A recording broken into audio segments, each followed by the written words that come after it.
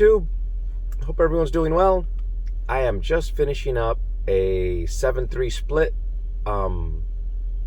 I have no intentions of sitting here for 10 hours. I'm going home for the holidays, and I'm 100 miles from home. Yeah, it was a little frustrating to stop short of home, being so close. I still had a little time on my clock, but my clock would have run out like in the Santa Barbara area, and Santa Barbara is just not truck friendly, so I stopped short of there, but puts me about 100 miles from home. I'll be home in a couple hours, probably gonna sneak into the house and make breakfast for the family. When everyone wakes up, I'll have breakfast ready. Anyway, so since I made the last video on Rogelio, the driver that was sentenced to 110 years in jail, I stumbled across a video that was kind of like a live stream. I'll try and post it down in the description, the link. The video is a little difficult because the audio had issues in the beginning. It's long, it's a couple hours long, but I listened to it the other day. You know, when it's that sleeper time and you jump in the back and there's nothing to do for 10 hours, I just kind of let it play in the background. And there was a lot of stuff said in closing arguments that most of us didn't hear, right? I mean, these attorneys play this information close to the vest. And so I developed some opinions by listening to this. Now, I get that closing arguments are not the same as it's not the same as actual litigation. They don't object to statements, and so it can be a little bit more subjective. But of course, when the defense closes, or when the prosecution closes, the defense has every option to counteract the statement. And so let me just start by saying that people are saying that they're going to review the prosecutor's actions because they think she may have acted illegally somehow and that this was racist, yada, yada, yada. I'm going to say it, guys, and I'm no attorney, but what they need to review is the defense attorney. She mopped the floor with him, okay? When she got up and made her statements, she stayed on point, and you could tell she had point A, point B, point C, point D, and with every single point, she made factual comments to solidify each point. Defense attorney gets up there and says, I've been waiting for the last 3 weeks to get up in front of you guys to speak, and last night I took my whole closing argument and just threw it out the window, and I'm going to speak from the heart. It was disorganized, dysfunctional. I was not impressed. Frankly, if he was my attorney, I'd have thrown up in the court. The guy just didn't have it. Now, some would argue or have stated, this isn't fair, if he was white or if he had money. I agree. If he had money, he would have had a better defense attorney. Watch the video, guys. So the first hour of the video is the prosecution. The audio is a little choppy. It looks like it was kind of like a Zoom recording, and it chopped in and out, and it gets frustrating. The first time I listened to it, I turned it off because it was just frustrating. But then, like, the next night, I had the curiosity, so I played it, and there's some points that were made that I didn't know before. But the defense attorney, Rogelio needs another defense attorney. And if they're going to try and come back and say, you know, this trial had issues, there were errors in it, because that's some of the news reports. The biggest error was he had shit for defense. And again, I'm no attorney, but if you watch the video, you're going to be like, you know, I mean, and so, okay, let's mention a little bit, you know, if the guy had money. So he had, you know, no Barry Sheck and no Johnny Cochran, may he rest in peace. And maybe I was kind of expecting that kind of articulate, well thought out, well spoken attorney. In most areas, guys, your prosecutors' offices, you know, are not the highest paid attorneys. That's just what it is. And your actual prosecutor is an elected official. So sometimes it's more of a popularity thing. But this woman mopped the floor with the defense. No other way to put it. She had facts. There's you know, there's kind of a disagreement I have with one of her statements, but it's not a make or break kind of thing. And again, the defense attorney should have spotted it, pointed it out, and said, what are you talking about? But I think the defense attorney did not have proper understanding of trucks and how trucks work. I think the defendant needed an attorney that is more familiar with our industry and our equipment. Anyway, so some takeaways from this video. You know, let me start by saying, no matter how this thing turns out, you know, 4 lives were lost, and, you know, my condolences to those families. Nothing we say or do is going to bring those family members home. And as a trucker, as a business owner, I can tell you guys, none of us want that weighing over our shoulders, that we took the life of an innocent individual. And so thoughts and prayers to their families. I shared before that we had a fatal, and maybe one day I'll get the courage up to kind of make a video on it. So some of the things she pointed out that kind of struck nerves, and let me start. I keep saying let me start, and we're like almost 10 minutes into the video. I keep reading and seeing that everyone's like, oh, racist, and oh, this and that and the other. Guys, are you aware that he was offered a plea bargain? I kind of didn't know this. So he was offered a plea bargain, and he said no. Now, this kind of goes back to his attorney. I mean, ultimately, it's his choice. The attorney can't force him to make decisions. The attorney's there to offer you legal advice and guidance. But his defense attorney should have pointed out, look, bro, these are serious charges. And in this state, this is how it works. And he should have been very, very frank and said, we have some odds stacked against us, and it's probably not going to go well.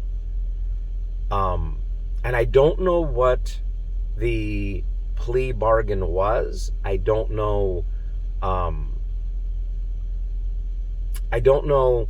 you know, if the plea bargain would have meant 5 years, 20 years. I mean, any way you slice it, a lot of people think, well, you know, he was just doing his job. He shouldn't go to jail for just doing his job.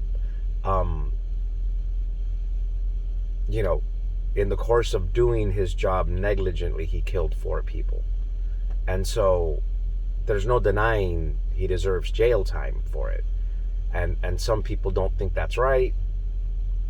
We take a big responsibility when we put these trucks in gear, guys. No different than an airline pilot, no different than a contractor that builds a structure and it collapses.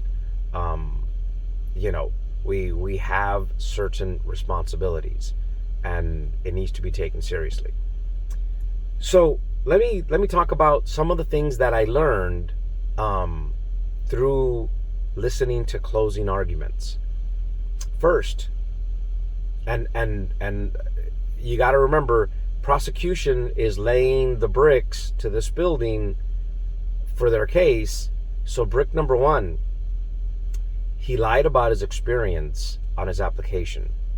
He put down that he worked for Ferguson Corporation, which they're like a piping supply company, and apparently he was a fabricator putting together like fire sprinkler systems. And so if you kind of have a construction background or anything like that, Ferguson's a nationwide pipe supply company, everything from irrigation to fire sprinkler systems to just general plumbing supplies. And so he was a fabricator, and he put down that he was a driver. Ordinarily, on any other day, I'd say, hey man, the guy did what he did to get a job, and kudos, because he works and he's not sitting at home collecting welfare, right? And that's society looks down upon people that need assistance, and this man went out, got his CDL, and was trying to earn an honest living, driving a truck. And anyone that's ever been over the road and away from family for extended periods of time will tell you it's a sacrifice. I'm on my way home for the holidays, and it's a sacrifice. You're on the road away from your family. I've only been doing over the road for like a year and a half since the pandemic killed my oil field operation. I used to be home every other week for a week at a time, and I didn't think it was so bad. This over the road thing, it sucks. And so that was brick number one. He lied on his application, lied to his employer, basically, about how much experience he had. Issue, right? So, and some would say it's not that big a deal. Come on, it's your application. If you say you have experience and then you get put to the test and you fail, then it's a bigger deal. And in this case, he failed miserably, right? So that was kind of surprising. Maybe not surprising, but it was interesting to note. So the next thing that they brought up, and not in this particular order, it's just the way I'm remembering. Remember, guys, I don't script my videos. I probably should for this particular case, because it's a lot of points, and I'm probably going to forget something. So the next thing they brought up is he questioned and had issue with that trailer when he picked it up in Houston to begin with. He had issue with the brakes, and he decided to hook up to it and drag it across the country. He tried passing the blame on to the owner, saying the owner said it would be fine. Guys, again, we, the driver, the person holding the steering wheel, I know we use the comment, oh yeah, you're a steering wheel holder. We're the ones responsible. When we do our pre-trip, we assume responsibility. Remember that. If you learn nothing else from this situation with this young man, he's going to jail for the rest of his life. This is serious, what we do. So, okay. He apparently stated in court, or in his interview, one or the other, that he questioned the safe operation of the trailer because it had a problem. And I don't know if, and this isn't a racist comment, but it's more based on the Cuban way of life, where, it's a communist regime, and thanks, bro, for turning off the high beams. It's a communist regime, and the state owns everything, thus the state is responsible. And maybe there's a cultural difference that most of us don't understand with Cubans, and he feels like the boss is responsible for this. I'm sure if he went to CDL school, they taught him otherwise, but maybe in his mindset, it's somebody else's responsibility. I don't know. I mean, you would have to talk to the man to understand that. But me as a driver, not just if I were a company driver, but me as a driver in my own truck, every time I go to move the truck, or every time one of my drivers goes to move the truck, if my drivers question, hey man, is this legit? First thing I'll ask is, where are you? I'm at Love's. You know what? Wheel it in there and let them look at it. Speedco may not have the best technicians, but they always want to sell you something. I mean, I know that's a crappy way to put it, but driver has a question, he thinks his brakes might be bad. Speedco will be quick to say, oh yeah, you need to replace that. I'd rather spend and overspend a few $100 than to have my driver call me and say, I just got into a wreck because my brakes failed. Okay, so he questioned that before he even left Houston. He knew he had an issue. Now, did he get, an opportunity to fix it somewhere along the line? Did he bring it up again? That wasn't really brought up in closing arguments. So another issue that came up is he was making edits to his log. He was running with his log disconnected. Anyone that runs an e-log knows what that means. You can disconnect. In my particular case, I run Keep Trucking. If I turn off or tell Keep Trucking to leave Truck 670, or if I simply turn off my Bluetooth, it disconnects from the gateway, as they call it, and when the truck starts moving, it doesn't force the truck into drive mode, and I can edit my drive hours. I can change things. It shows up in your logbook as an issue. It shows up, I forget what they call it, like uncategorized entries, or it stands out when you look at it. There's a separate section for every time the truck moves and it's not properly connected. So if you think you're cheating the system, it comes up. And for anyone thinking, oh, Miguel, you've been cheating, I jumped in the truck once where I switched trucks and drove about 100 miles, and as I'm driving, I couldn't figure out why in the world when I push the buttons it doesn't want to switch. And so then I pulled over, and you could see at the top a little red indicator that it was not connected. And after I messed with it, I realized I'm not connected to the truck.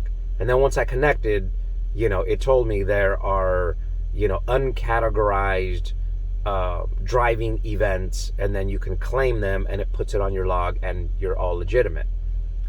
If you manually alter your log, then those entries will not enter because now there's a conflict, and it stays as a conflict on your log. And so that's how they catch this. So he had entries that had these issues. Another red flag. So now we got 3 issues, okay?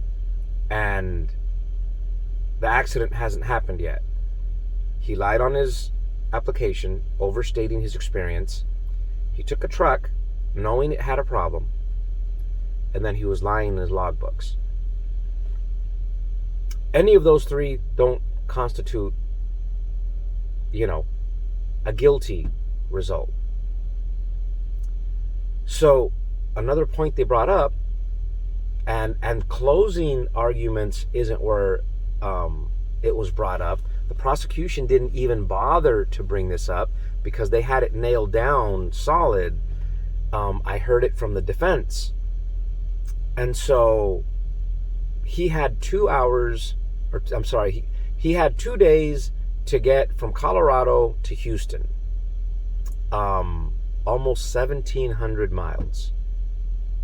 And somehow the defense tried telling them that you can do that under FMCSA regulations. 800 miles in a day is tough.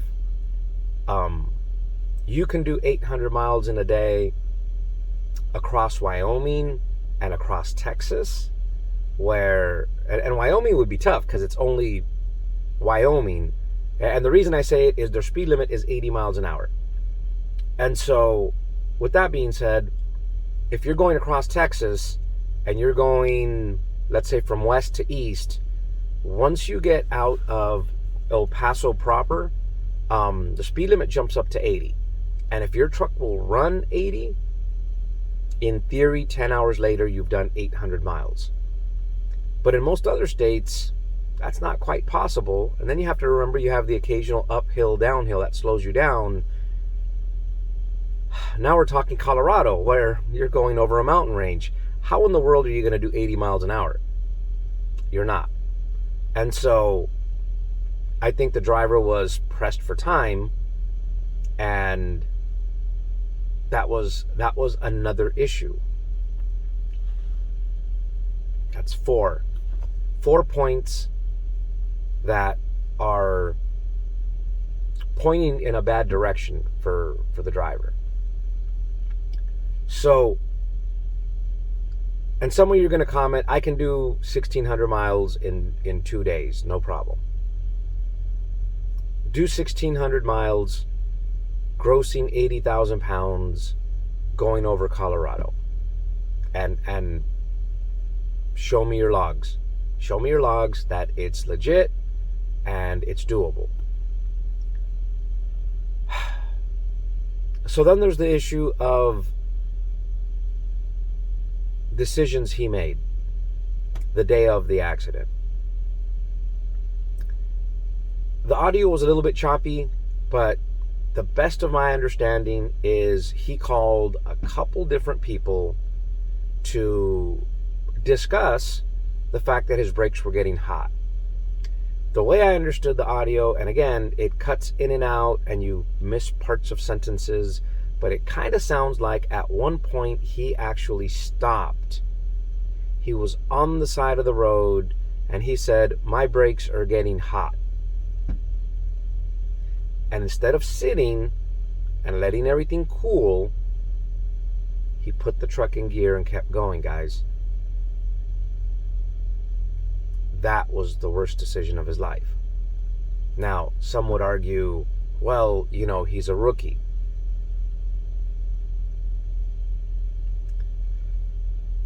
I guess it's always been my belief that you should understand the equipment you work with. In some of my videos, people have asked me, did I go to school to learn, to be a tech on trucks? I'm no tech, guys. I'm kind of geeky, and I like to study specs and understand how things work. But a real basic rundown on how these brakes work. So your shoes sit inside of a drum. It's very old school 60s type technology. And what happens is when you apply brake pressure, friction is what slows the truck down. And as I stated in yesterday's video, this is the next day, but I don't think I'm uploading the videos like day after day. So in yesterday's video, I kind of stated brake fade versus brake failure. So brake fade happens a couple different ways, but the easiest way to describe how these engineers put it is you convert energy into heat, and your ability to dissipate heat is how effective your braking system is. And so a thing we have to remember is metal expands when it gets heated up.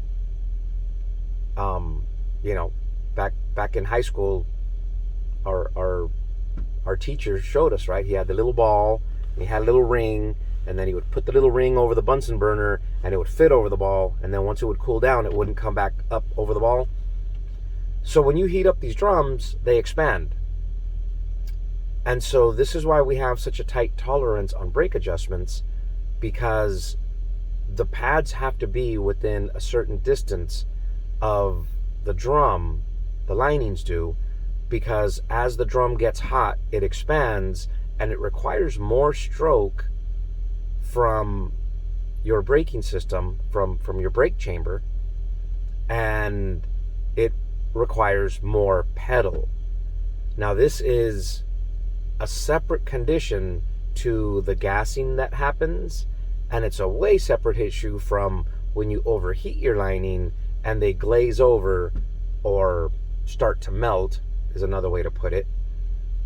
And so the brakes were overheated. They didn't fail, they overheated. That's evident by the smoke. Failing brakes don't smoke. You hit the foot pedal and nothing happens when your brakes fail. And so they're leading everyone to believe, or they're wanting everyone to believe, he had a brake failure. And the way the driver explained it is, from 1 minute to the next, he went to apply brakes and there was nothing there. There's a whole lot more to that story. He knew in Houston he had a brake problem. What was another issue they brought up? I'm forgetting now. And again, I probably should have scripted this a little bit more. But there's issues there, guys. There's mistakes he made. There's points that we hadn't seen before.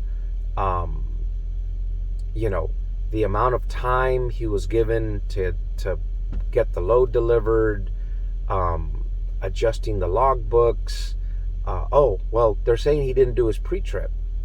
That kind of came out early in the game, or early in the process. But on an everyday basis, not doing your pre-trip may seem, or not documenting you did your pre-trip may seem like it doesn't have consequence. And the only time you really get in trouble for it is when you get an audit. In California, we get audited every 2 years. They call it BIT program.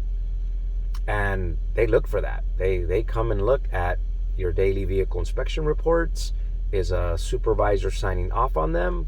When the driver writes up something's in need of repair, did it get properly repaired? Where's the work order that shows it was repaired? And where's the mechanic's signature that shows it was repaired?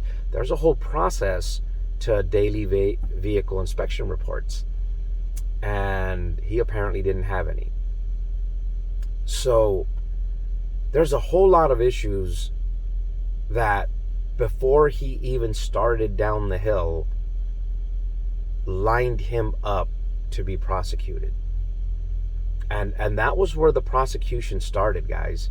The comment was,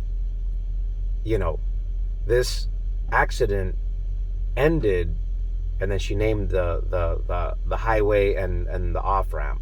She goes, but it didn't start there. It started, and then she goes, it started way back when he filled out his application for employment. And they lined up brick after brick after brick after brick to basically convince any juror this guy had no business being out there, and he made decision after decision after decision. And this is how the prosecution put it: the rules do not apply to me, was his attitude. And I always tell people, when you get into this business, the last thing you want to be considered is that you have an attitude of non-compliance. You try your darndest to be in compliance, and it shows. Everything goes better, whether it's a roadside inspection, whether it's an audit, or even a post-accident investigation. You show that you're compliant in every way. Your documentation's there, your equipment's on point. A lot of things tend to go in your favor. you sideline things and don't think they apply to you, or in this case, what they're saying is, Rogelio does not think that the rules apply to him. They presented that exactly that way to the jury. I mean, what do you say to that argument? Even as a trucking company owner, as a professional, I'll use that term loosely, as a professional driver, and we're professional because we're paid for what we do, guys. And so, we have to live up to that expectation. When we turn on the TV and watch professional sports, we expect next level performance, right? We expect damn near miracles. I mean, I'm a Lakers fan, and back when Kobe used to play, you always expected Kobe to pull off the miracle. And we are professional drivers. We're not expected to do miracles, but we're expected to perform to a certain standard.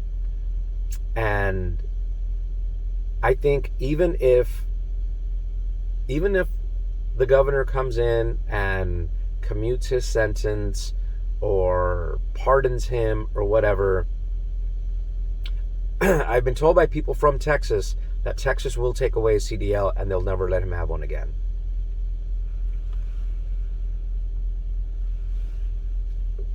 And I hate to say it this way, but he's not the kind of driver we need out there. And if your mentality, if you share his mentality that you think the rules don't apply to you, I don't want you out there either. I don't want you crashing into me or to my wife and kids. And this may be where you click the unsubscribe button and say that dude's an a-hole.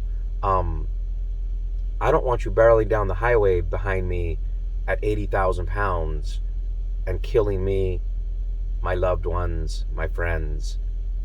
What we do is serious, guys. It's a serious business, and some people make it look easy, and you see a lot of YouTube videos, good old boys rolling down the highway, and no matter what the videos look like, there's a skill set associated with what we do. You have to be able to handle these vehicles and virtually thread a needle with them. I mean, if you've ever parked, in Jersey or Santa Monica, or even some of the truck stops, you have to have a certain skill set. And yes, it's tough to bring in new drivers. There's a driver shortage, and we do our best to accommodate. I mean, trucks are now coming out with collision avoidance, automatic transmissions, disc brakes. The trucks are evolving, making it where the driver doesn't need to have as much experience or knowledge. And I'm all for safety technology. Unfortunately, this driver was driving an older truck. Oh, and he was driving an older truck. The older truck doesn't have that type of technology. The truck I'm sitting now is a 2012. It does not have disc brakes or accident mitigation or lane departure or forward-facing radar. My truck doesn't have any of that. It relies on me. And so I take me and my abilities seriously. But I do stand corrected. Yesterday's video said that the truck was an FLD 120 and it was an older truck, probably late 90s. A buddy of mine sent me a screenshot of the video. I hadn't seen the video in a while.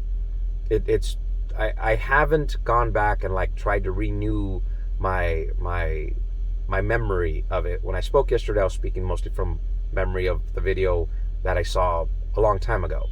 And he sent me a screenshot. It's actually a Century class, which is a newer truck. Not much, but it does have jakes, and in fact the jakes were discussed in closing arguments. The defense brought up the jakes. Couple more points.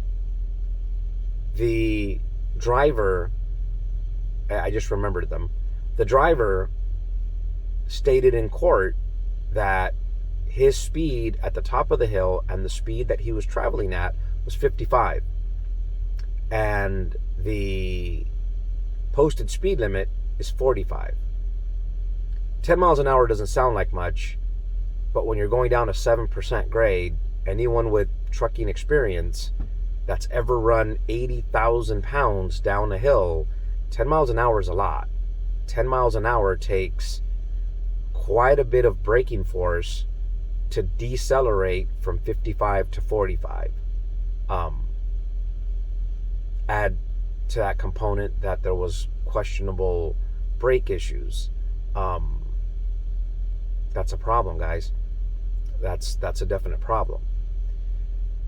And so in the end, the prosecution basically laid it out, one component after next, after next, after next, and looked at the jury and said, this driver simply does not think that the rules apply to him. And it starts with his application. It continues when the decision's made. The trailer has faulty brakes. So what? Go. Oh, you're out of hours? Here, we'll just adjust your log. Go. You pulled over and you're questioning, you think your brakes are getting hot? Keep going. Go. The speed limit says 45. Do 55. Go. Can't stop the truck. There's a semi truck in the median, but I'm not going to get hurt if I crash into these cars. Go. That's kind of how they, I mean, not in that style, but that is how they laid those bricks down to build the wall of negligence on behalf of the driver. I think the jury had no choice but to convict them, guys. When I heard the closing arguments, I was like, damn, okay. And then unfortunately, when I heard the defense, there was just nothing there. The defense, you know, with all due respect to the gentleman that, you know, obviously went to school, became an attorney, yada yada yada. He didn't get any wood on the ball, guys. He at best had a bunt and he failed miserably. And so back to the question of, does he deserve 110 years? I still kind of don't feel it's something for the rest of his life. And some of you may hate me for that comment, but he made mistakes due to the fact that he was a rookie and very young and inexperienced. I do, after listening to the closing comments, feel that the trucking company should bear some responsibility. I would definitely like to see the owner of that trucking company brought before a court and possibly face jail time. As a business owner, that's tough to say because I make decisions too, but I make it a point not to make those kind of decisions. In other words, not in that manner. My driver's telling me, hey, I think there's a problem. Pull into the nearest shop. You know, if you open up Trucker's Path, it shows you where the shops are. Click on it, directions to, pull in there and let them look at it, let them tell us. And like I say, 9 times out of 10, their intention is to sell you something, but for the sake of being safe, spend $1,000 and don't get into this kind of problem.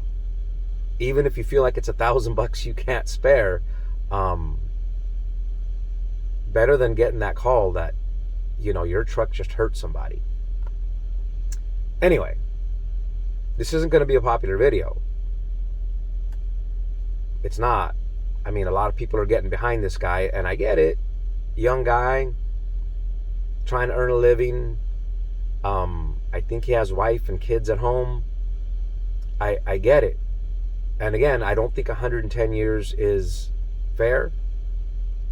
But at the same time, like I said before, he was offered a deal. And even after looking at all of what must have been presented in court for them in closing arguments to be able to say this, and this, even with all that in his mind, he knew he did all that.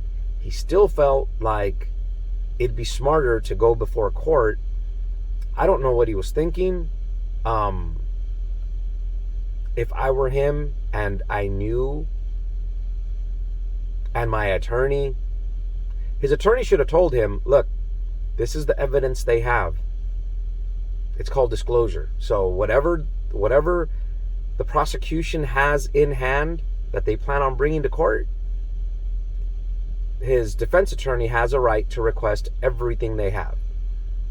And so, reviewing that, his defense attorney should have said to him, look, man, this doesn't look good.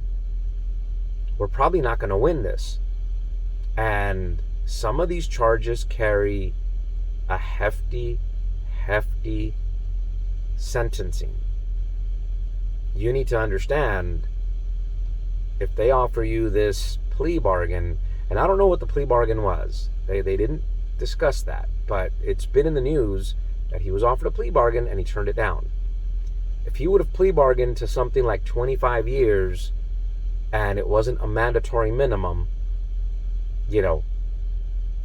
5 years, he probably would have been out on parole. And I know some of you are thinking, I wouldn't want to accept 5 years.